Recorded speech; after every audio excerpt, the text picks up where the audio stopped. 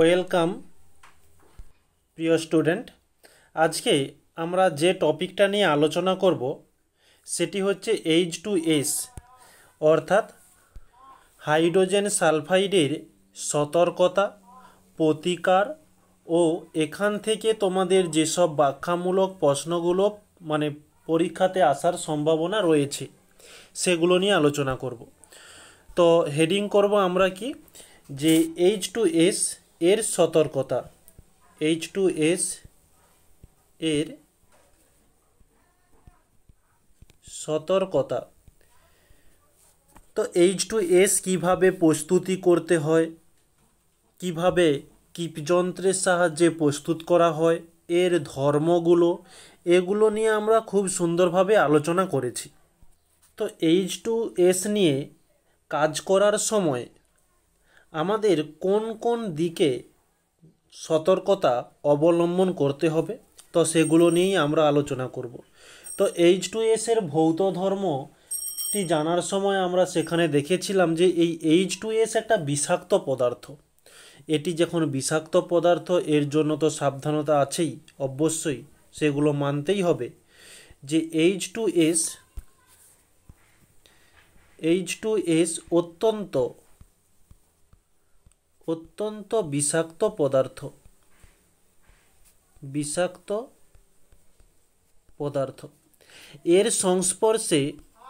এর সংস্পর্শে চোখ জ্বালা করে, চোখ জ্বালা এবং মাথা ধরা, বমি বমি ভাব ইত্যাদি লক্ষণগুলো দেখা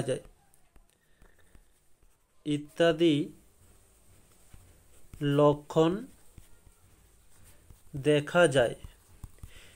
তাহলে এর জন্য আমাদের কি করতে হবে? এর জন্য পরীক্ষাগারে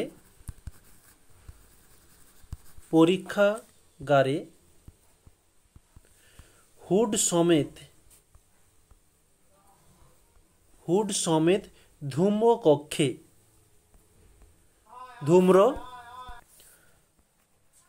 কক্ষে, একে আমরা ইংলিশে বলে থাকি ফুমে চেম্বার, ফুমে বা ফুমাও বলা হয়ে থাকে। তো এই যে হুড সমেত ধূম্র কক্ষটি বলতে এমন একটা কক্ষ যার মধ্যে হাওয়া চলাচল করবে। তো সেই কক্ষের মধ্যে ধুলো বা ধোঁয়া এইসব কিছু আবদ্ধ অবস্থাতে যেন না থাকে। একদিক থেকে হাওয়া ঢুকবে, আরেক দিক থেকে বেরিয়ে যাবে, ঠিক এরকম একটা খোলামেলা ঘর, সহজ কথায় বলতে গেলে এটাই।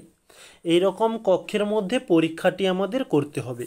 তো এখানেই লিখছে যে হুড সমেত ধূম্র কক্ষে H2S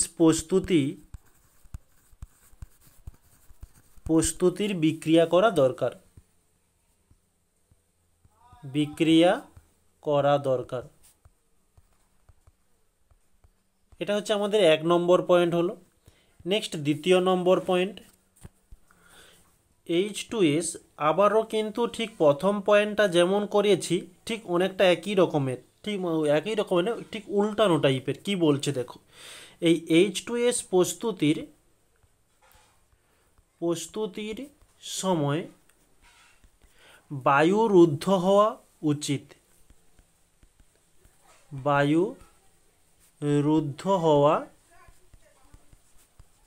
উচিত। পরিবেশে, জিনিসটা কি তোমাদের বলছি, পরিবেশে 100 ppm অপেক্ষা বেশি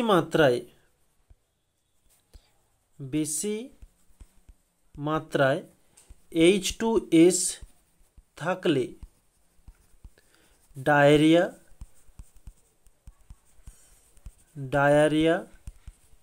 ব্রঙ্কিয়াল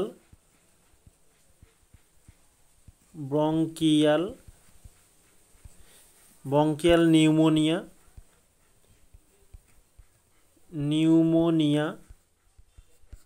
পক্ষাঘাত পক্ষাঘাত এমনকি মৃত্যু পর্যন্ত হতে পারে, এমনকি মৃত্যু পর্যন্ত হতে পারে। তো এখানে বলছে যে পরিবেশের মধ্যে যদি H2S থাকে, মানে পরীক্ষার সময় বায়ু রুদ্ধ থাকা প্রয়োজন, বলতে ঠিক এমনভাবে পরীক্ষাটা করলাম অত্যাধিক H2S যেন পরিবেশের মধ্যে ছড়িয়ে না পড়ে, সেটা কিন্তু আমাদের লক্ষ্য রাখতে হবে। এই কারণে বলছে যে বায়ু রুদ্ধ মানে বায়ু যেন বদ্ধ থাকা প্রয়োজন। তা বলে এই নয় যে বদ্ধ ঘরে করতে হবে। বদ্ধ ঘরে যদি করি তাহলে আমাদের এই প্রথম লক্ষণ দেখা যাবে। যদি ঘরকে খোলামেলা রেখে যদি বেশি গ্যাস উৎপন্ন করি আর পরিবেশে যদি 100 ppm এর বেশি মাত্রায় যদি H2S ছড়িয়ে পড়ে তাহলে কিন্তু নিজের ক্ষতি তো হবেই হবে, তার পাশাপাশি পরিবেশে যেসব প্রাণী জগৎরা রয়েছে তাদেরও কিন্তু ক্ষতি হতে পারে। তাহলে সব দিক লক্ষ্য করে আমাদের কাজ করতে হবে। বায়ু চলাচল হবে এমন একটি ঘর এবং H2S যেন বেশি মাত্রায় বলতে কতর বেশি, এই 100 এর বেশি যেন পরিবেশে বায়ু যেন না ছড়িয়ে পড়ে, বায়ু বলতে H2S গ্যাস। নেক্সট 3 নম্বর পয়েন্ট, যে H2S এর বিষক্রিয়া, এই যে বিষক্রিয়াটি হয়ে থাকে, বিষক্রিয়া কখন হবে? আমরা H2S এর বিভিন্ন ধরনের রাসায়নিক ধর্ম জেনে এসেছি। ঠিক যখন একটি প্রাণী কোষের, প্রাণী বলতে মানে সজীব কোষের প্রোটিনের সঙ্গে এবং যদি হিমোগ্লোবিনের সঙ্গে এই H2S যদি বিক্রিয়া করে তখন কিন্তু সেটা একটা খতরনাক তীব্র বিষে পরিণত হয়। তাই এখানে হিমোগ্লোবিন বা প্রোটিনের সঙ্গে বিক্রিয়া যাতে না হয় সেদিকে আমাদের লক্ষ্য রাখতে হবে। তো এটাই এখানে লিখব যে H2S এর বিষক্রিয়া ওর রাসায়নিক ধর্মের সঙ্গে সম্পর্কিত।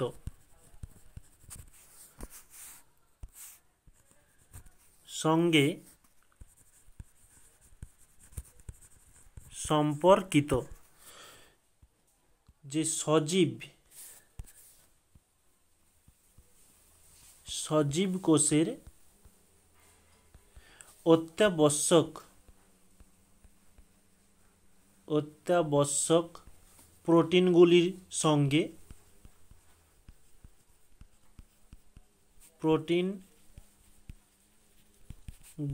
সঙ্গে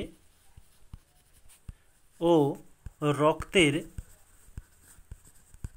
হিমোগ্লোবিনের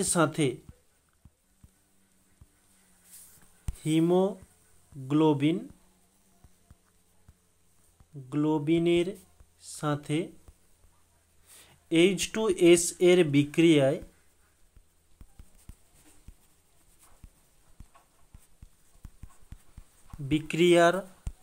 H2S এর বিক্রিয়ার ফলে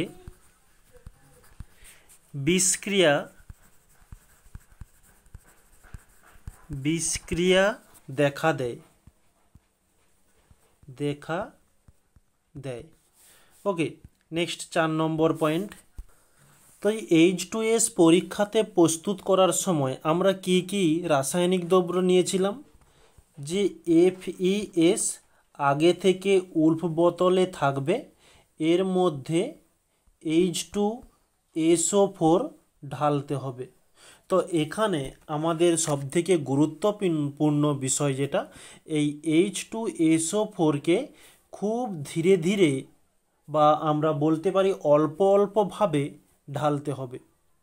যদি বেশি মাত্রায় ঢেলে দেওয়া হয় ফট করে অনেকটাই পরিমাণেই H2S গ্যাস উৎপন্ন হবে, যাকে আমরা কন্ট্রোল করতে পারবো না। তো এটাই আমরা এখানে লিখব যে উল্ফ বোতলে H2S তৈরির সময়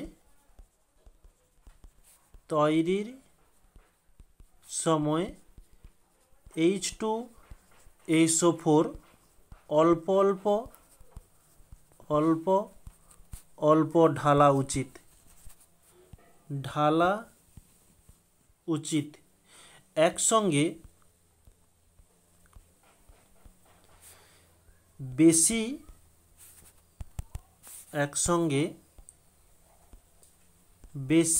H2SO4 ব্যবহার করা অতিরিক্ত বা ব্যবহার করলে অতিরিক্ত H2S উৎপন্ন হয়। নেক্সট পরবর্তী পয়েন্ট 5 নম্বর। আমরা ঠিক পরীক্ষাগারে H2S প্রস্তুতির সময় আমরা জেনেছিলাম যে H2Sটা কিভাবে সঞ্চয় করা হবে। যে একটি গ্যাস জার থাকে, এখানে একটি নল দিয়ে আমাদের এই গ্যাস জারে সঞ্চয় হতে থাকে। তো এখানে 5 নম্বর পয়েন্ট এটাই বলা হচ্ছে যে গ্যাস জারটা পূর্ণ হয়ে যাওয়ার সাথে সাথে এটা গ্যাস আর বায়ুর থেকে ভারী, সব সময় নিচেই থাকার চেষ্টা করবে। এই গ্যাস জারটি ভরে যাওয়ার সাথে সাথে এখানে একটি ঢাকনা দিয়ে এই গ্যাসটাকে বদ্ধ করা উচিত। এটাই আমাদের 5 নম্বর পয়েন্টে বলা হয়েছে। আর যদি বন্ধ না করা হয় তাহলে ওই গ্যাসটা পরিবেশে ছড়িয়ে পড়বে, যার ফলে আমাদের ক্ষতিগুলো কি হয় সেটা আগেই বলা হয়েছে। তাহলে এখানে লিখতে হবে যে H2S গ্যাস দ্বারা গ্যাস জারটি পূর্ণ হওয়ার পর সঙ্গে সঙ্গে গ্যাস জারটি সরিয়ে নিয়ে বা গ্যাস জারটিতে ভালোভাবে ঢাকনা বন্ধ করতে হবে।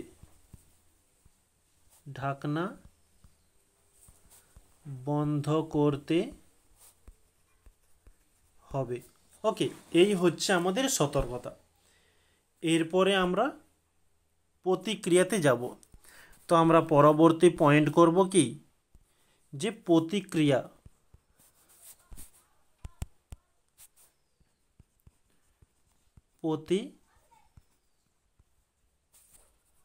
আচ্ছা, আমরা সতর্কতার সাথে তো প্রতিক্রিয়াটাও করে নিয়েছি। এটা হচ্ছে প্রতিক্রিয়া না প্রতিকারটা কি, যে পরিবেশের মধ্যে যত বিষ থাকুক না কেন সেই বিষকে রোধ করার জন্য কিছু না কিছু একটা আছে। তো এই যে H2S এর বিষক্রিয়া কে রোধ করবে? ক্লোরিন রোধ করবে। তো ওটাই এখানে লিখতে চাচ্ছি যে ক্লোরিনের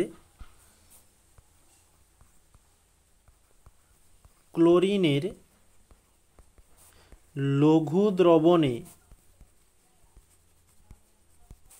H2S এর বিষক্রিয়ায়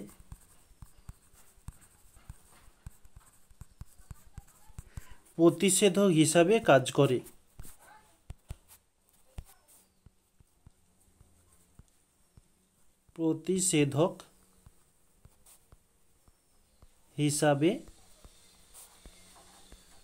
করে। ওকে, এই হচ্ছে আমাদের H2S সম্পর্কে যা ছিল সব কিছু খুব সুন্দরভাবে আলোচনা করা হলো। এরপরে আমরা শুরু করব যে এখান থেকে কীরকমই ব্যাখ্যামূলক প্রশ্নগুলো আসে। তো তোমাদের থিওরির সঙ্গে সঙ্গেই অনেক কিছু বলে দেওয়াই হয়েছে, কেমন প্রশ্ন আসে। এবারে এক্সট্রা যেগুলো রয়েছে সেগুলো নিয়ে আমরা আলোচনা করব। ওকে, তো এখানে পয়েন্ট করব, কালারটা চেঞ্জ করি। ব্যাখ্যামূলক প্রশ্ন। প্রথম ব্যাখ্যামূলক প্রশ্ন, যে রূপার জিনিস কালো হওয়ার কারণ। কালো হওয়ার কারণটা কি? এই H2S গ্যাস বায়ুর মধ্যে অল্প পরিমাণে রয়েছে। তো এই রূপোর সঙ্গে এই H2S এর বিক্রিয়াতে একটা সিলভার সালফাইড উৎপন্ন হয়, যার বর্ণ হয়ে থাকে কালো। এই কারণেই রূপোর জিনিসগুলো কালো হয়। তো এটাই এখানে লিখব, যে বায়ুর মধ্যে থাকা H2S ধীরে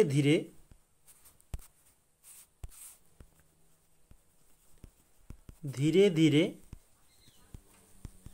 রূপার সঙ্গে বিক্রিয়া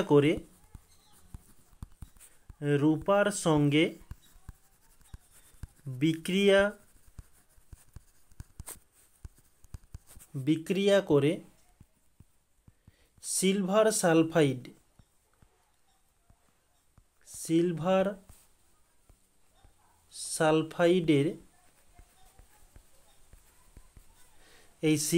সালফাইডের সংকেতটা কি? Ag2S কালো বর্ণের আস্তরণ ফেলে, তাই রূপার জিনিস কালো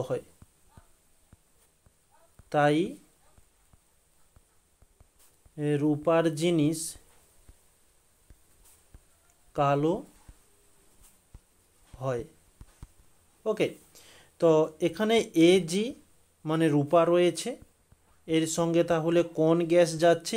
H2S গ্যাস গিয়ে কি পড়ছে?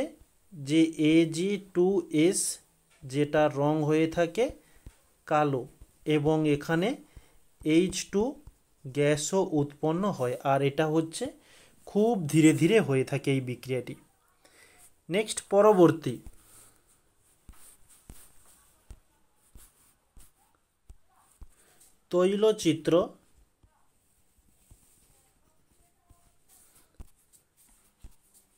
তৈলচিত্র সাদা থেকে কালো হওয়ার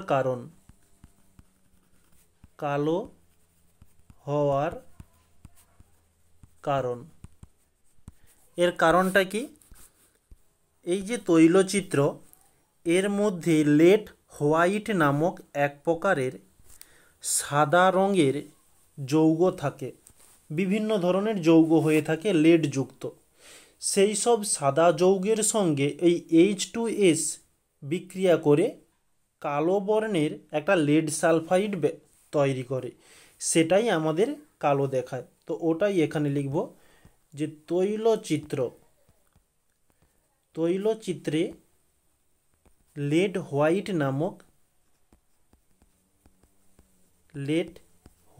নামক সাদা রং ব্যবহার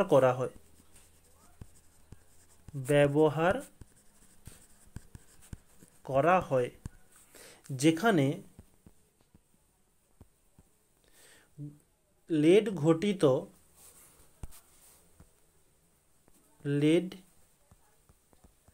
ঘটিত যৌগ কি কি রয়েছে? যে লেড কার্বনেট, যার সংকেত হয়ে থাকে PbCO3, এবং লেড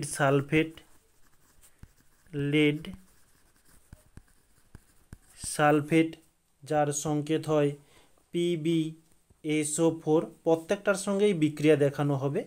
তারপর হচ্ছে লেড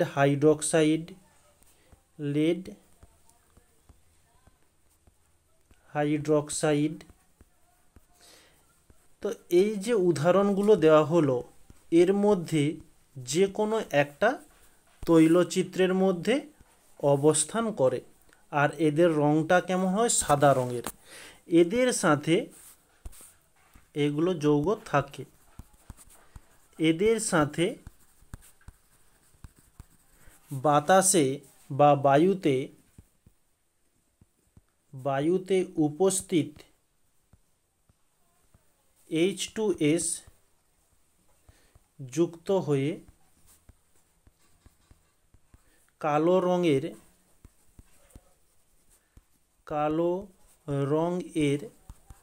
লেড সালফাইড তৈরি হয়। লেড সালফাইডের সংকেত কি? যে PbS, লেড সালফাইড। আচ্ছা, এক মিনিট। PbS লেড সালফাইড ব্যবহার হয়। আচ্ছা, ব্যবহার হয় বললাম, লেড সালফাইড উৎপন্ন হয়। এবারে এই PbCO3 মানে লেড কার্বনেট, যদি এটা থাকে PbCO3 লেড কার্বনেট, এর সঙ্গে যদি H2S বিক্রিয়া ঘটে তাহলে PbS তৈরি হয় এবং H2CO3 তৈরি হয়। লেড সালফেট PbSO4 এর সঙ্গে যদি H2S বিক্রিয়া করে তাহলে PbS এবং H2SO4 উৎপন্ন হয়। এবং তারপরে রয়েছে লেড হাইড্রোক্সাইড।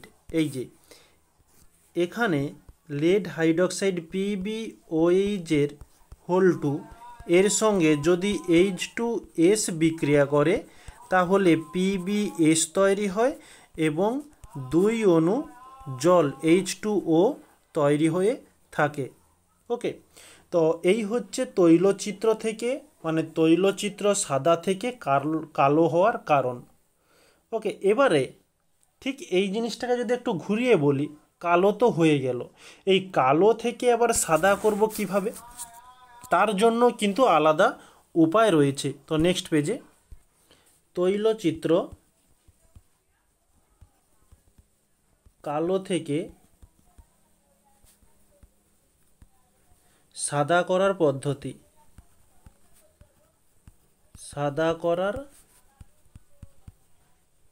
পদ্ধতি। ওকে, তো এই কালো থেকে সাদা করার জন্য লঘু হাইড্রোজেন পারক্সাইডের প্রয়োজন। ওকে, তো ওটাই এখানে করব, যে কালো থেকে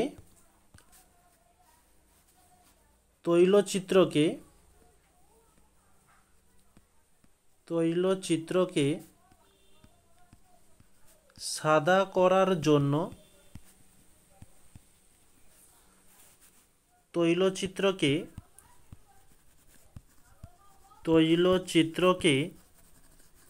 লঘু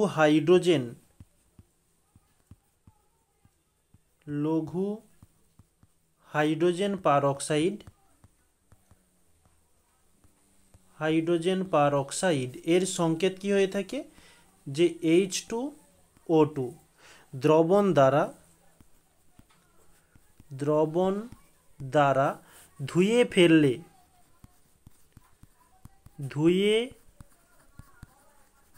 ফেললে তৈলচিত্র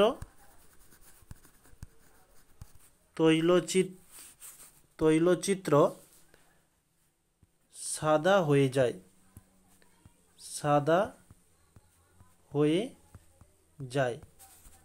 এরই সঙ্গে আর একটু ভাষা দিয়ে লিখে নেব, যে তৈলচিত্রে থাকা কালো রঙে লেড সালফেট বা সালফাইড এর সংকেত কি হয়ে থাকে? PbS lead sulphide. এই যে এখানে আমরা বিক্রিয়াতে পেয়েছিলাম এই যে লেড সালফাইড, এগুলো হচ্ছে সব কালো। এই কালো থেকে আমাদের আবার সাদাতে নিয়ে আসতে হবে। তো এই কালোয় মানে লেড সালফাইড জারিত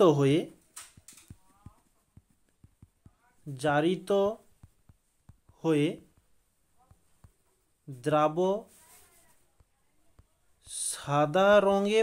সাদা রঙের লেড সালফেটে পরিণত হয়।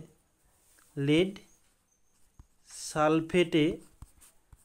সালফেটের সংকেত কি? PbSO4 পরিণত হয়। ফলে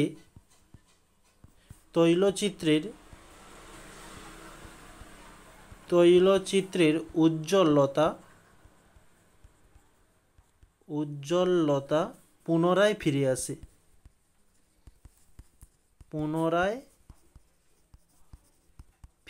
আসে। ওকে, তো এখানে বিক্রিয়াটি কী হবে? PbA সেটা হচ্ছে কালো, এর সঙ্গে কি যোগ করছি? এই যে হাইড্রোজেন পারঅক্সাইড দিয়ে ধুতে হবে, মানে H2O2 ধুয়ে ফেললে আমাদের PbSO4 এটা হচ্ছে সাদা বর্ণের উৎপন্ন হবে, আর এটা হচ্ছে কি কালো ছিল, আর এর সঙ্গে কি H2O উৎপন্ন হয় মানে জল। তো এটা বিক্রিয়া করলে মানে ব্যালেন্স করলে দুই দিকে 4 দেওয়া হলো। ওকে, নেক্সট পরবর্তী পয়েন্ট, যে এই H2S এর আমরা যখন রাসায়নিক ধর্ম দেখেছিলাম তখন কিন্তু আমরা বিজারণ ধর্মটা জেনেছি, কিন্তু জারণ ধর্ম কিন্তু কোনো জানিনি। তো এই H2S এর জারণ ধর্ম নেই কেন? জারণ ধর্ম নেই কেন, এর কারণটা কি? নেই কেন এর ব্যাখ্যা। তো না থাকার কারণটা হচ্ছে যে এই যে এস থাকে, এই হচ্ছে আসল নন্দের গুরু। তো এখানে আমরা এটাই লিখব যে H2S এর এস পরমাণুটি সর্বনিম্ন জারণ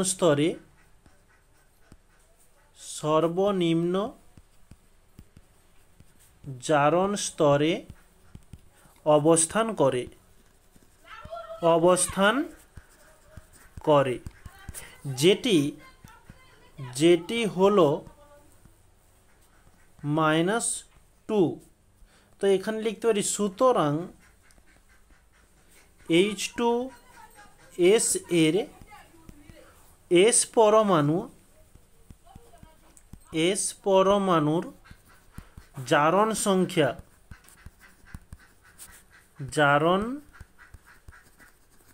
সংখ্যা কমে যাওয়ার কোনো সম্ভাবনা থাকে না।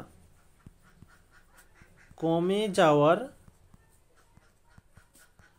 কোনো সম্ভাবনা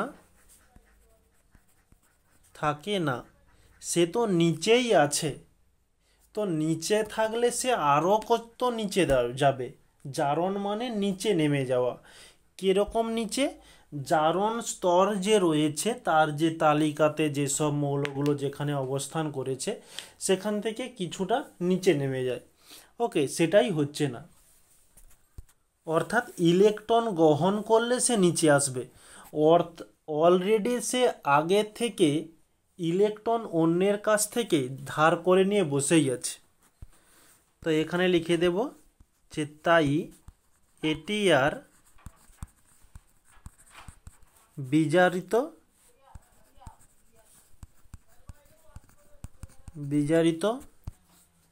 বিজারিত হতে পারে না, আর বিজারণ না হলে জারণ হবে না। এই কারণে H2S এর জারণ ধর্ম নেই। ওকে, নেক্সট পরবর্তী পয়েন্ট, H2S দ্বারা সম্পৃক্ত জলকে খোলা খোলা বাতাসে রাখলে দ্রবণটি ঘোলা হয়ে যায় কেন? ঘোলা হয়ে যায় কেন? এর কারণটা কি? এই বিক্রিয়াটি তোমাদের রাসায়নিক ধর্ম পড়ানোর সময় একবারে প্রথম ধর্মটাই তোমাদের দেখিয়েছিলাম, সেটাই এখানে বলা হচ্ছে। যে কি বলছে? জলে দ্রবীভূত H2S বাতাসের অক্সিজেন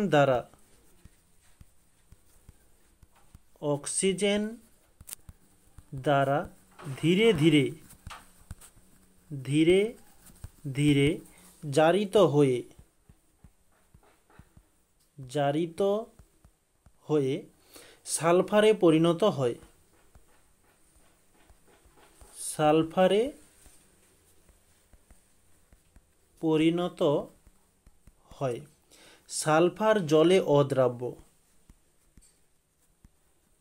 সালফার জলে অদ্রাব্য। এই হালকা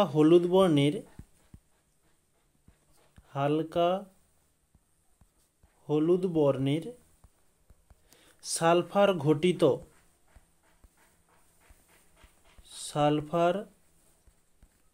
ঘটিত কলয়েডীয় দ্রবণ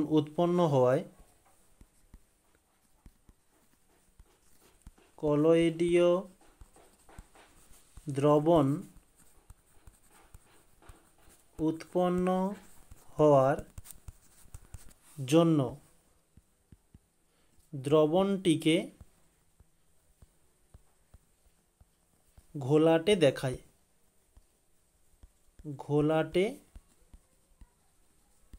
দেখায়। এর বিক্রিয়াটা কি হবে? এই H2S আর বাতাসের অক্সিজেন O2 এটা বিক্রিয়া করে 2H2O জল উৎপন্ন করে এবং 2 অণু সালফারের অধঃক্ষেপণ পড়ে। ওকে, তো এই হচ্ছে তোমাদের হাইড্রোজেন সালফাইড সম্পর্কে আমরা পুরোটা খুব ভালোভাবে জেনে গেলাম। তো তোমাদের যেটা জানা দরকার থিওরিতে সেটা আমরা জেনেছি। তারপরে তোমাদের ব্যাখ্যামূলক যেসব কোশ্চেনগুলো আসছে সেগুলো আমরা একটা ধীরে ধীরে খুব সুন্দরভাবে আলোচনা করেছি।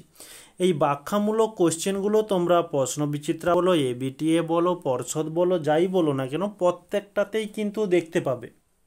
ওকে, সেভাবেই তোমাদের এই নোটটা রেডি করা হয়েছে। ওকে, তো আজকে আমাদের যে টপিকটা ছিল হাইড্রোজেন সালফাইড, এটা আমরা কমপ্লিট করে ফেলেছি। আমরা আগামীকাল ক্লাসে নাইট্রোজেন গ্যাস নিয়ে আলোচনা করব।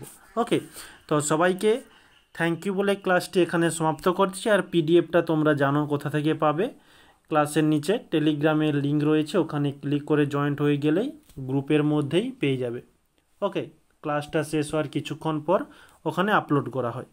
তো থ্যাংক ইউ বলে ক্লাসটি এখানে সমাপ্ত করলাম।